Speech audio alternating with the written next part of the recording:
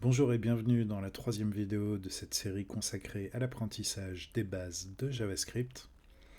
Donc, dans les vidéos précédentes, nous avons vu où et comment écrire du JavaScript, puis le concept de variables. Et donc là, on va en voir un petit peu plus sur les types de données de base qu'on a dans JavaScript.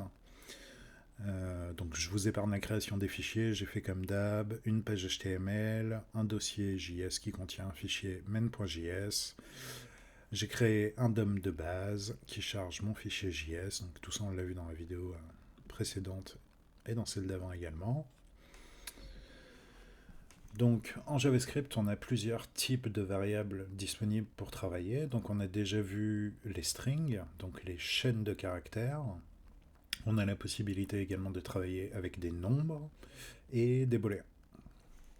C'est ce qu'on va voir dans cette vidéo. J'ai chargé tout ça dans Chrome et j'ai ouvert l'inspecteur comme dans les vidéos précédentes. Alors, les strings, ou chaînes de caractères, texte en fait. Voilà, donc on va créer une variable que l'on va appeler prénom et qui va être égal à votre prénom par exemple. Voilà, et on va loguer cette variable donc à l'aide de l'instruction que l'on a vue précédemment, console.log. Je vous rappelle que pour loguer la valeur d'une variable, on écrit simplement le nom de la variable en attribut de la fonction log qu'on a ici. Si on écrit prénom entre guillemets, ça écrira vraiment prénom. Voilà. Si j'enlève les guillemets, j'ai bien le prénom qui apparaît. Donc là, j'ai une première chaîne de caractères, un premier texte. Je peux créer une seconde variable, par exemple pseudo, voilà, qui va être égal à mon pseudo. Et je peux loguer cette variable comme on a fait pour le prénom, donc en écrivant console.log pseudo. Voilà, et là vous voyez que dans la console, j'ai bien mes deux chaînes de caractères qui apparaissent. Donc petite information supplémentaire relative à l'instruction console.log. Ici, à chaque fois que je log quelque chose, je log une valeur, mais on a la possibilité en une seule instruction de loguer plusieurs informations. On peut écrire console.log prénom, donc ça va loguer la valeur de la variable prénom. Et si on met une virgule et qu'on écrit pseudo, eh bien ça loguera également la valeur de ma variable pseudo. Voilà, donc là vous voyez qu'en une ligne, j'ai mes deux valeurs qui s'affichent. Donc on peut faire des opérations sur les variables, on peut les additionner, les soustraire, rechercher des choses au sein d'une variable. Donc là, je vais créer une troisième variable que je vais appeler identité et qui va être égale à prénom plus pseudo. Et je vais loguer cette variable. Voilà, console.log de identité. Donc le texte apparaît bien dans ma console. Ce qu'on peut constater ici, c'est que les deux valeurs sont collées. Les deux valeurs sont collées puisque écrire prénom plus pseudo revient en fait à écrire Olivier plus tsbytes. Et en fait, il n'y a pas d'espace. Vous voyez que j'ai pas d'espace ni à la fin du prénom, ni au début du pseudo. Donc si j'ai envie d'additionner ces deux chaînes de caractères, mais en mettant un espace entre les deux mots, plusieurs choix, ou je mets un espace ici. Voilà, donc ça fonctionne, mais c'est pas top. Ou bien je mets un espace ici. Ça fonctionne également, mais c'est pas top. C'est pas top puisqu'en fait ma variable aurait en permanence cet espace. Le mieux ici, ça va être d'additionner à ces deux chaînes de caractères une troisième chaîne. Donc on va écrire, je vais revenir voilà, comme j'étais. Donc on va dire que l'identité est égale au prénom plus un espace. Donc j'écris guillemets, espace, guillemets, plus, et le pseudo. Voilà. Et donc là, c'est bien, si je fais un log de prénom, virgule, pseudo, virgule, identité, j'ai pas d'espace ni sur le prénom, ni sur le pseudo. En revanche, mon identité compte bien un espace. Voilà, donc ça c'est le type chaîne de caractères. Alors il faut savoir qu'on peut faire aussi ce type d'addition directement dans le console.log. Je peux écrire par exemple « Salut, je suis espace plus prénom plus et mon pseudo est espace plus pseudo ». Voilà, et donc là j'ai bien une phrase complète avec les valeurs de mes variables et les parties de chaîne de caractères que je souhaite ajouter.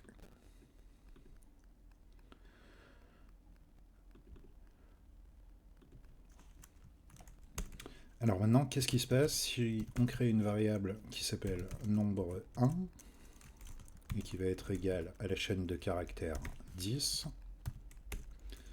et une seconde variable qui s'appelle nombre 2 qui va être égale à 20. Voilà. Qu'on crée une troisième variable qu'on appelle total et qui va être égale à nombre 1 plus nombre 2. Voilà, et je vais loguer console.log de total. Je vais commenter tout le code précédent. Donc, dans la première vidéo de cette série, je vous ai montré comment commenter du code. Là, je veux commenter tout un bloc. Donc, j'écris / étoile et étoile / à partir du moment où je vais arrêter mon commentaire. Voilà. Donc là, le total, c'est 1020. Sauf que 10 plus 20, ça n'a jamais fait 1020. Enfin, ici, si, puisqu'en fait, on a des chaînes de caractères et que du coup, JavaScript, tout bêtement, se dit, ok, donc on a 10 plus 20, c'est des chaînes de caractères, donc c'est égal à ceci. Donc si on veut faire des maths en JS ou des calculs, on ne va pas utiliser des chaînes de caractères, mais on va utiliser des nombres. Donc ma variable nombre 1, ici, je vais toujours lui laisser la valeur 10, mais je vais venir retirer les guillemets. 10 et 20. Et là, si je sauvegarde, le résultat, c'est bien 30. Voilà, donc on a la possibilité de faire nombre 1 plus nombre 2. JavaScript va bien additionner la valeur de nos deux variables, sauf que pour faire une opération arithmétique, il faut des variables de type nombre, et non des variables de type chaîne de caractères. Sinon, il concatène les deux chaînes de caractères, et du coup, il ne fait pas du tout les maths derrière. Donc pour créer une variable de type nombre, on crée une variable de base, et sa valeur est égale à un nombre, mais pas entre guillemets. Les nombres en JS ne sont pas écrits entre guillemets. Alors, c'est pas tout à fait vrai, puisque je pourrais faire... Voilà. Donc une variable nombre 1 qui est une chaîne de caractères qui est égale à 10, plus une variable nombre 2 qui est vraiment le nombre 20. Et si je fais ça, du coup, là, le résultat, c'est de nouveau 1020.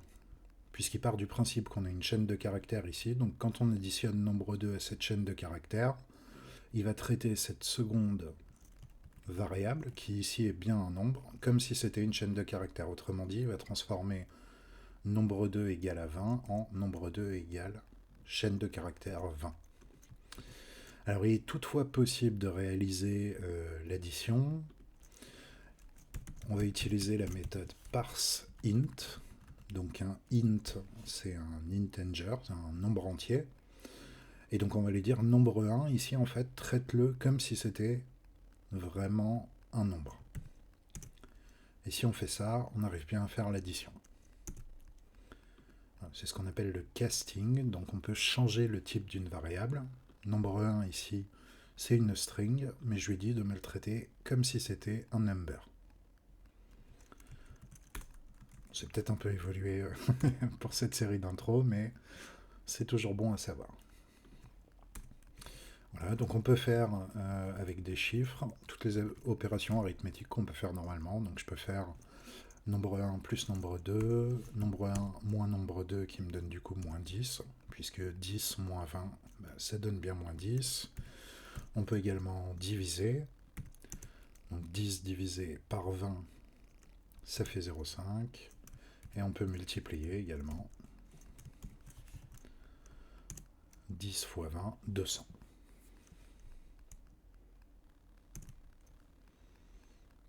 Voilà, donc ça c'était le deuxième type de données qu'on a de dispo dans les types de base en JavaScript, c'est les nombres. Et alors on en a un troisième, dans les types simples, comme ça. Je vais commenter tout ça. C'est donc le type booléen. Donc un booléen, c'est quelque chose qui est soit vrai, soit faux. Imaginons qu'on soit en train de développer un player de musique. On aura peut-être besoin d'une variable qui va nous permettre de savoir si la musique est en cours de lecture ou non.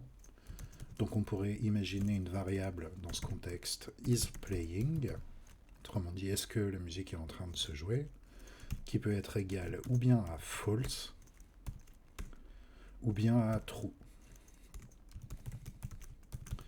Si je fais un console.log de isPlaying, voilà, ici ça me retourne false, ou alors ça peut être égal à true. Et donc si on est en train de développer un player de musique, par défaut la musique ne se joue pas, donc on pourrait se dire que la variable est égale à false, et au moment où on clique sur le bouton play, la variable passera à true. Ce qui nous permettrait du coup d'avoir un indicateur pour que lorsque l'on reclique sur le bouton play, checker si la variable isPlaying est à true ou à false, ce qui nous permet de lancer la musique si c'était à false, ou de l'arrêter si c'était à true. Voilà. C'est aussi un type de base, donc vous allez voir que dans les tutos où on va développer des petites applications, on s'en sert pas mal. Voilà pour les trois types de base de données en JS, donc les strings que l'on écrit entre guillemets, les nombres où on écrit simplement le nombre sans mettre de guillemets, et enfin les booléens, qui sont un peu en fait des chaînes de caractères, puisque c'est ou false ou true, mais que l'on n'écrit pas entre guillemets, et qui nous permettent de tester si quelque chose est vrai ou faux. Je vous donne rendez-vous dans la prochaine vidéo où on va se parler des objets.